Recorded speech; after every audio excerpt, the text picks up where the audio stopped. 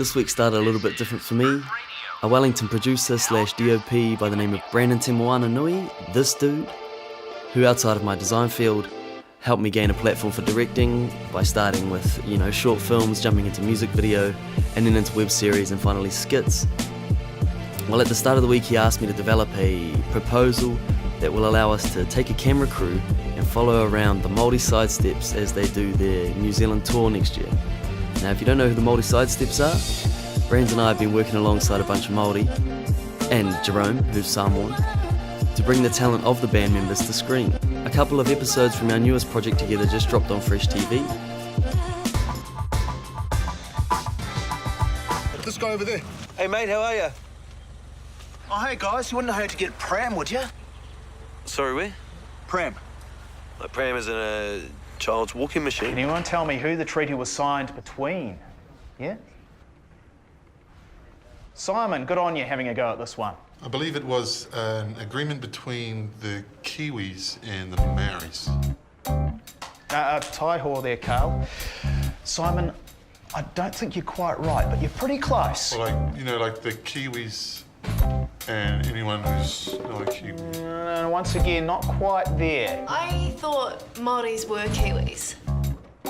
So hopefully we're successful with the prop and we get to follow these fellas on tour. Jumping into Urupa. So I had to get some more research done into the era at which the house was built, as the house is what is actually going to hold the majority of the clues, especially within the rooms that you have to figure out how to enter. We looked at developing another couple of non-playable characters that roam around the world that you're expected to explore. The caretaker is this mysterious character who you don't really get to interact with face to face, but he does give you some guidance throughout the level. He's kind of like our Yoda, but a bit less in your face and a bit more scucks. You can see him doing chores around the house, chopping wood, lighting lanterns outside, and can be seen digging the grave for the tangi that is to occur the day after the game is set. The other non-playable character we looked to develop was the Lost Boy, this cheeky, youthful boy that always tries to play hide and seek with your character and almost tours you around the house. He curiously wears a pew-pew even though the game is set in the 80s.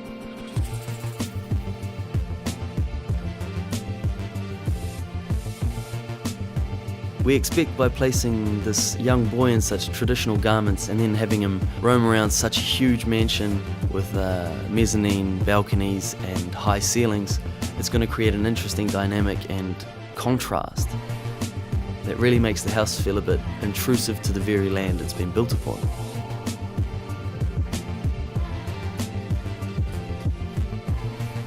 That's all from me for this week. Motion should be pretty much ready to interrupt me at any. You're pretty good. Welcome viewers, I'm hoping you guys are having a good week and hopefully you find this video somewhat entertaining. So what did I do this week? Well, I translated Tama's awesome floor plans into 3D. The process was simple.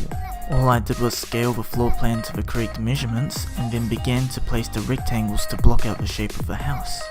After I finished outlining the shape of the house, I had to combine them together. Using the different perspectives, I was able to align them correctly.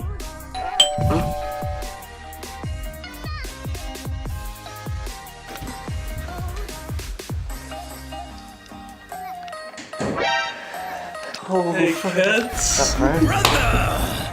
It's been too long! Damn! There he is!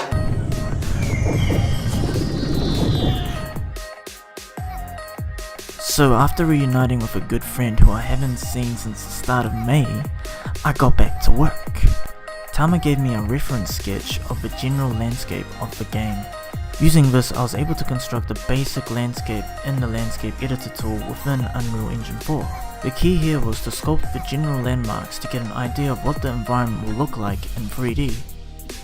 I then began to paint the appropriate textures onto the landscape. Here's the finished result of everything put together. The goal of this is to see if everything looks right in 3D before we start ironing out the little details. But for now, it's a good representation of the shape of the environment. That does it for me for this episode. That's what I worked on this week.